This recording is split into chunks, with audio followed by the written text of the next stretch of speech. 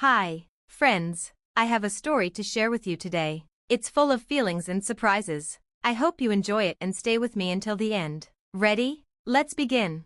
Emily Thompson walked quietly up the old stairs of her house in a suburb of Boston. The big, old Victorian home had been in her family for a long time. As she touched the wooden railing she had known since she was a child, she felt close to her parents again. This big house wasn't just a place to live, it meant everything to her. She ran her fingers through her soft brown hair. Dressed in her usual simple navy suit, Emily looked just the way she had for years. At 32 years old, she was a senior accountant making $85,000 a year, but she still liked to dress simply, just like when she was in college. Living in this house brought back so many memories. The warm light from the sunset shining through the colorful windows always reminded her of her mother's kind smile. In the big garden, the roses she and her father had planted still grew strong. She loved spending holidays gardening and cooking her mother's old recipes. "I'm home," she said softly. The air felt cold as she walked in the door. After working all day at her busy accounting job, she usually got home around 6 p.m. The house didn't feel as warm as it once did. The $20,000 yearly property tax, once shared with her family, now fell completely on her. "Oh, Emily, working late again?"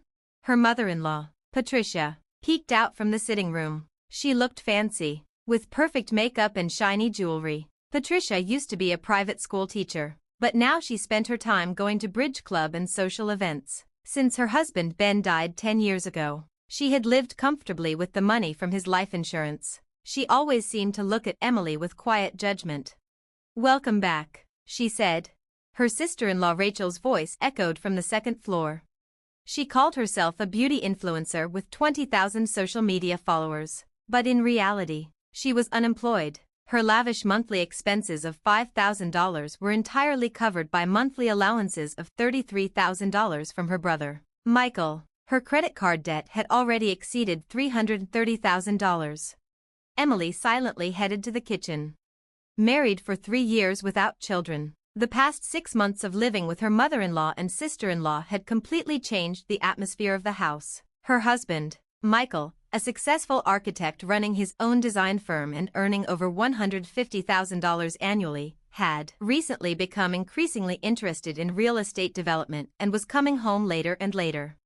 Known as a stylish businessman, her husband loved expensive watches and maintained a superficially gentlemanly demeanor. However, lately, his attitude toward his wife had grown increasingly cold, while his excessive doting on his sister was obvious to everyone around them. While preparing dinner, Emily checked her mobile phone. There was a message from her real brother, James, a partner at a major Boston law firm. Her brother, also co-executor of their parents' will, was known as a sharp lawyer earning over $300,000 annually. He was also an expert in real estate law. "How are you? I'll call this weekend." The brief message warmed her heart a little. Her intelligent and reliable brother had been calling without fail every week since their parents passed away in a car accident 2 years ago. His kindness toward his sister showed even in these calls, squeezed between his busy work schedule. From the kitchen window, she could see the rose garden. This house, worth $2 million on the market, was an iconic presence in the upscale neighborhood. However, recently, a wave of redevelopment had been sweeping through the area, with old mansions disappearing one after another, replaced by newly built condominiums. Property values were rising dramatically, attracting developers' attention. After finishing dinner preparations, Emily sat alone at the dining table. Her mother-in-law and sister-in-law said they would eat in their rooms. A message from Michael indicated he would be late again tonight. The dining table, once filled with family smiles, now belonged to her alone. The next day, she would again quietly handle household chores alone and head to work at 7:30 a.m., even on holidays. Her days were consumed by housework. How long would this routine continue? Though known for her mild temperament and patience, lately a quiet anxiety had begun to grow in her heart. Outside the window, the evening breeze gently swayed the rose petals. Her parents' promise, "Protect this house," still echoed quietly in her heart. Tonight, it was both their will and a pledge shared with her brother. However, recently, keeping that promise seemed to be becoming increasingly difficult. At 8 a.m., on a holiday morning, Emily was already in the kitchen. Today was her mother-in-law Patricia's birthday. To prepare a meal worthy of this special day, she had carefully selected the finest ingredients from the market the day before. Changed into an elegant new navy dress, Emily efficiently worked in the large kitchen. In the dining room, illuminated by a crystal chandelier, fresh flower centerpieces were already arranged, and antique dishes were beautifully set out.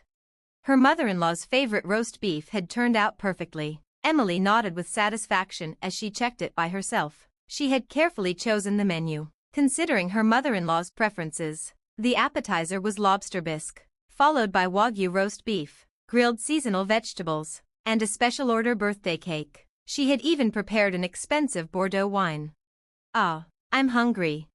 Near noon, Rachel appeared in the kitchen, dressed in the latest fashion with perfect makeup. She took a drink from the refrigerator and said, "But I'm meeting friends for tea later, so I'll just have something light." Emily said nothing in response. She was already used to their indifferent attitude toward the meals she had spent an entire day preparing. Well, aren't you quite the cook?" Patricia came to check on things, giving a condescending look as she added, "But is the seasoning right? Do you know my preferences?" Emily just smiled silently, despite having asked about and studied her mother-in-law's preferences countless times. At 6 p.m., the party began. Under the crystal chandelier, silver cutlery gleamed on the antique table. Michael came directly from work. Patricia was dressed up in a new dress, and Rachel arrived after shopping with friends. As the family gathered one by one, then that moment arrived. Oh, the chairs. Emily looked around the table and felt something was off. 6 chairs, 7 place settings. What? There are enough seats for everyone, right? Rachel said with a malicious smile. Her eyes didn't even try to hide their obvious hostility. "Oh, Emily, why don't you eat in the kitchen? You must be busy, right?" Patricia said with an elegant smile, her voice dripping with cruel triumph. Michael sat down silently. His expensive watch coldly reflected the chandelier light. The room's atmosphere froze. Relatives wore confused expressions. Rachel looked satisfied. Patricia maintained her artificial smile, and her husband maintained an attitude of indifference, as if it were someone else's problem. Emily slowly straightened her back. Known for her mild temperament, at this moment her eyes held a strong will.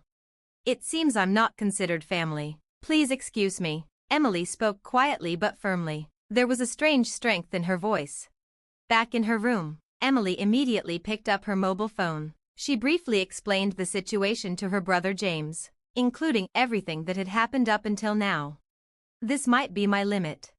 "I understand. I'm coming right now. Wait for me." Her brother's voice mixed anger with his usual calmness. The party continued as usual, family members chatting. A celebratory mood. Birthday cake preparations. No one imagined that this glamorous gathering would soon be greatly shaken. An hour and a half later, the doorbell rang. When James appeared, the party venue fell silent. Dressed in an expensive suit, he held what appeared to be a heavy briefcase full of documents. The crystal chandelier light coldly illuminated the papers in James's hands. Known as a lawyer, his expression lacked its usual calmness. From the moment he learned of his sister's betrayal, his eyes had harbored flames of anger. His experience handling numerous real estate lawsuits as a partner at a downtown law firm was about to be put to use, protecting his sister. Documents were spread one after another across the antique table, confidential agreements with real estate development companies, printed emails, bank transaction records, and detailed architectural plans. They all clearly told the story of this family's betrayal. The mountain of documents cast shadows on the table like accumulated lies. "First, this is a copy of the contract signed last month," James said, pulling out one document. The contract date was 1 month ago. The contract amount was $500,000. The planned construction was for a 20-unit luxury condominium. The planned selling price for each unit was $1.5 million. The total projected sales would reach $300 million in this large-scale project. The secret agreement with the developers also promised priority orders for Michael's design firm, revealing the full scope of the backdoor dealings. And this is the record of the contract payment already made. $500,000 had already been transferred from the developer to Michael's personal account. The bank statement cast a dull light on the table. The transaction date, Sender name and amount were highlighted in red marker. Wait, I can explain. This was for operating funds for the office. Michael's voice trembled. His hand with the expensive watch also shook slightly. His usual confident demeanor was nowhere to be seen. Cold sweat appeared on his forehead, and his face turned ashen. Well, this was all done thinking of the family, for a new life suited to modern times. Patricia tried to smooth things over, but her voice had already lost its strength. Her new dress now only highlighted her anxiety. Her ringed fingers trembled slightly, and her true age began to show through her perfect makeup. Big brother, what about the promised new apartment? My share, you promised me the corner unit on the 5th floor. Rachel cried out in a panic. Her voice contained not a trace of her previous arrogance. Her hands trembled as they gripped her smartphone. Her latest brand name bag tumbled to the floor. Rachel, be quiet. Michael tried to stop his sister, but it was already too late. The details of the secret agreement were being revealed one after another. The promise of the top floor of the new building to his sister's family. The promise of $200,000 monthly living expenses to Patricia. And the fact that everything had been advanced while hiding it from Emily, all exposed to the light of day. The secret agreement with the developers, the family profit distribution plan, and the circumstances of Emily's exclusion, everything was clear. Furthermore, it had been discovered that this plan had been in preparation for more than 6 months. James's voice grew even more severe as he placed a new stack of documents on the desk: email histories, meeting minutes, bank account opening records. The evidence was perfectly assembled. However, you all made a critical oversight. He pulled out a new document, their parents' will. This solemn document had already been certified by the court. This will contain special provisions. It was as if their parents had foreseen everything. In this kind of situation, at that moment, tears glistened in Emily's eyes. Her parents' final love was trying to protect her.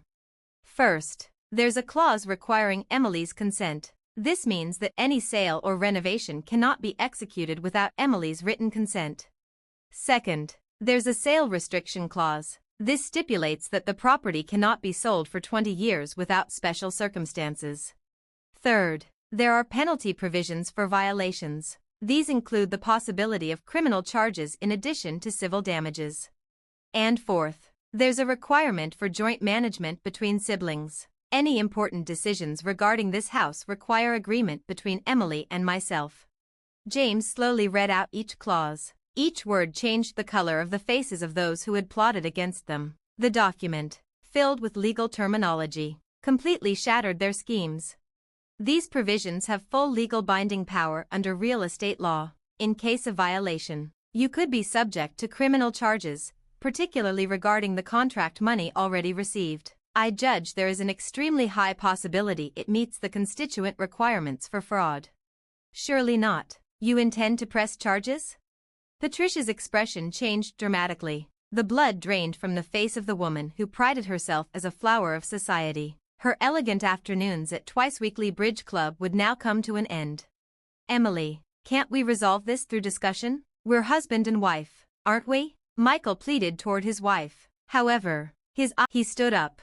In that moment, he wasn't just Emily's brother, he was a formidable attorney. His presence radiated authority, and every word from him, a partner earning over $300,000 annually, carried weight. If there are any further illegal acts, we will take immediate legal action. Please vacate this house within 24 hours. Your belongings will be sorted later, under my supervision. Those words were the final blow. Patricia collapsed into her chair. Rachel broke down crying. Michael just stood there, dumbfounded, his face pale, his expensive watch gleaming dully under the chandelier. This is how the glamorous birthday party came to an end.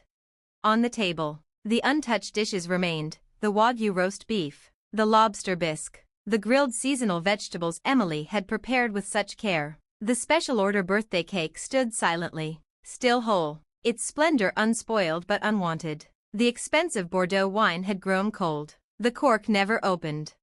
Emily stood by the window, gazing out at the rose garden. She had managed to protect this precious place, her parents' final gift.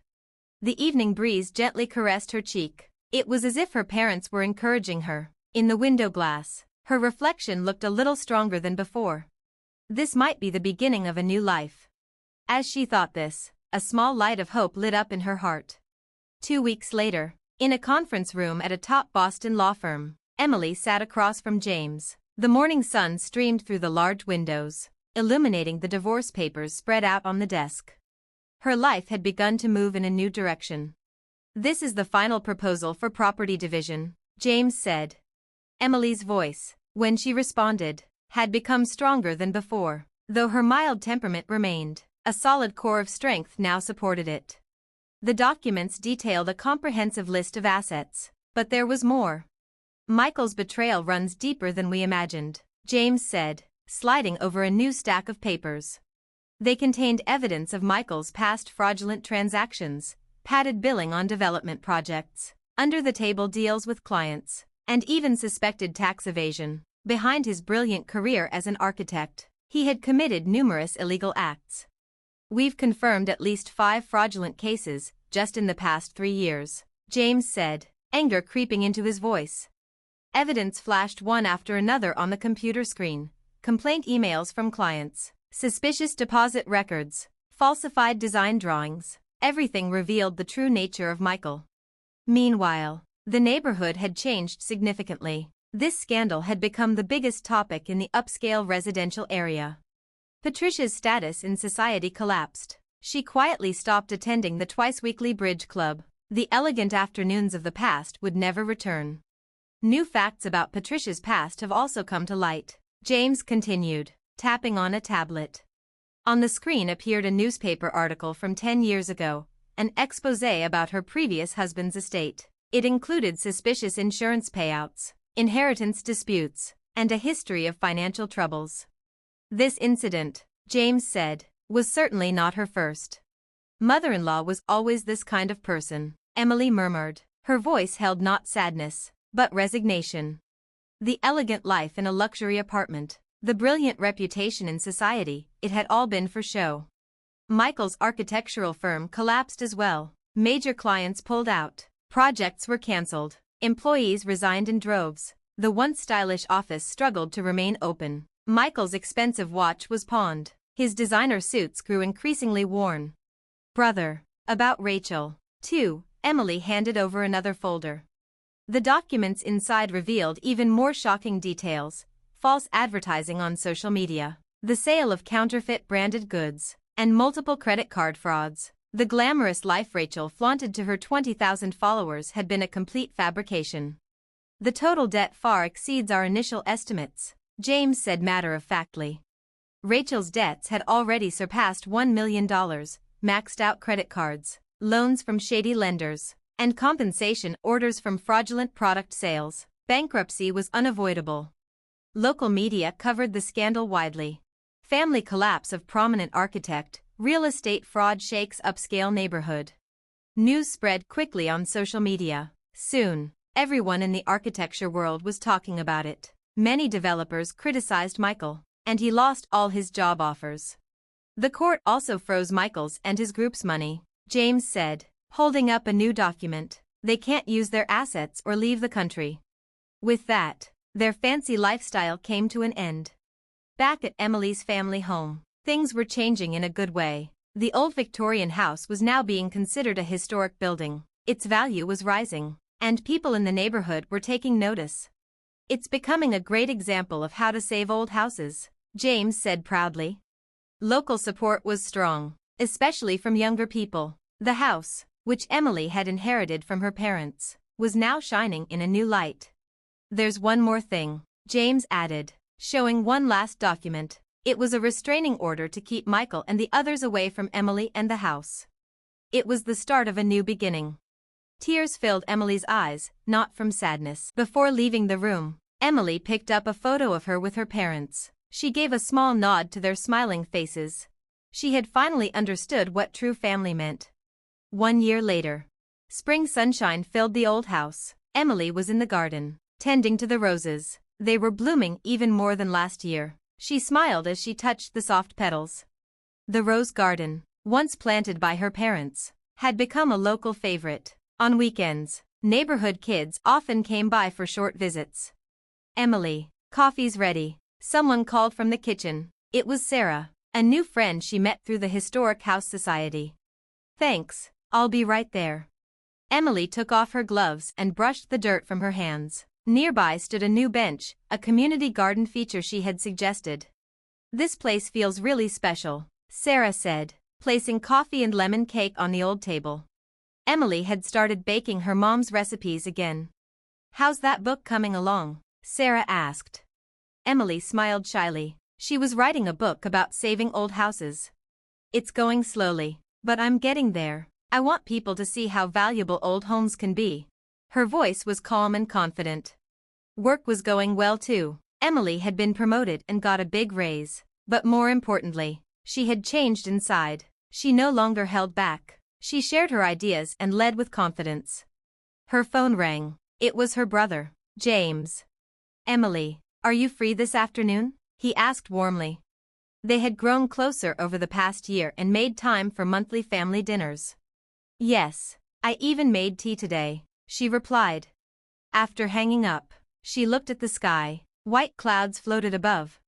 As for the others, their lives had also changed. Michael lost his license and now worked quietly as an assistant in a small town. He no longer wore expensive clothes or lived in luxury. Patricia was no longer part of high society. She had moved into a quiet nursing home and battled depression. Her days of fancy tea parties were over.